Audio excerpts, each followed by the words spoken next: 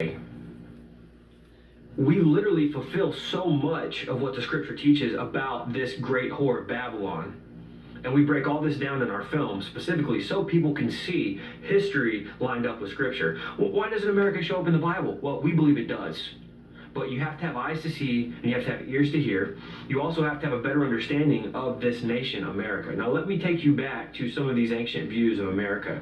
The idea was we were going to be that nation that was going to bring about this democratic commonwealth to the world. Democracy, that was the goal of the ancient philosophers. Democracy was actually an occult view. Now, this might shock some people watching this video, but democracy is an occult view. It's all about bringing together a certain type of system. Now, you start studying the end times, you find out it's a beast system that's a control grid set up for everyone to be living under one basic ruler. Now, think about this. The Native Americans, we have evidence now that Native Americans that were here, not all of them, but by large, they had secret societies that were literally ancient forms of Freemasonry within their Native American tribes. Satanic rituals, blood rituals. We even have evidence of underground kivas, temples, which I'm sure you're familiar with when you get into the whole Four Corners conspiracy. All these things taking place on American soil.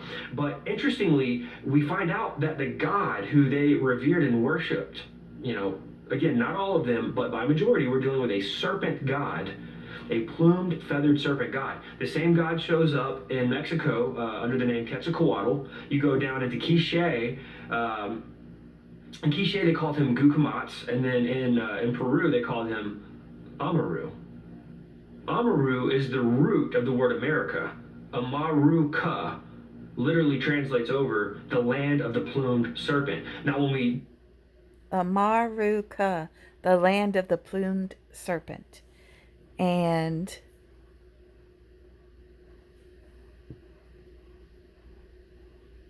this is who the ancient Freemasons worshipped.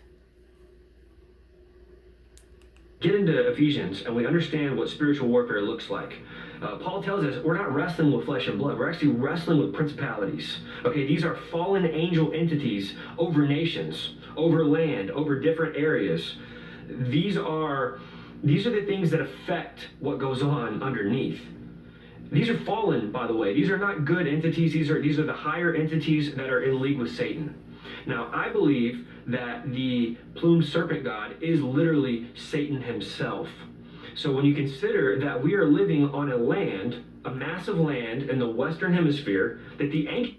Remember, it was the snake that tempted Eve to her fall. All prophesied was going to be the land that was going to lead the world into a worldwide global democracy that was going to be a beacon of light, bringing about all the old religions and schools of the world.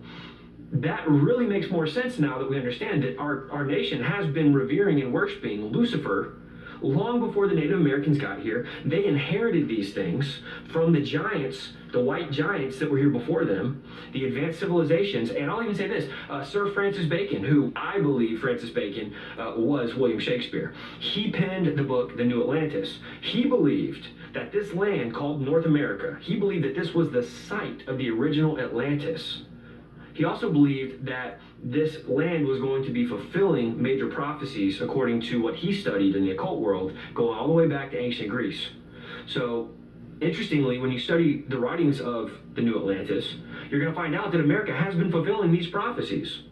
I mean, it makes perfect sense. So much so that the occultists, such as Manly P. Hall, who was a major theosophist, by the way, he taught that America was going to be that beacon of light in the last days.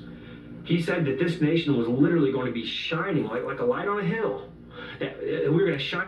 And if you want to know more about it, go to the YouTube channel End Times Productions.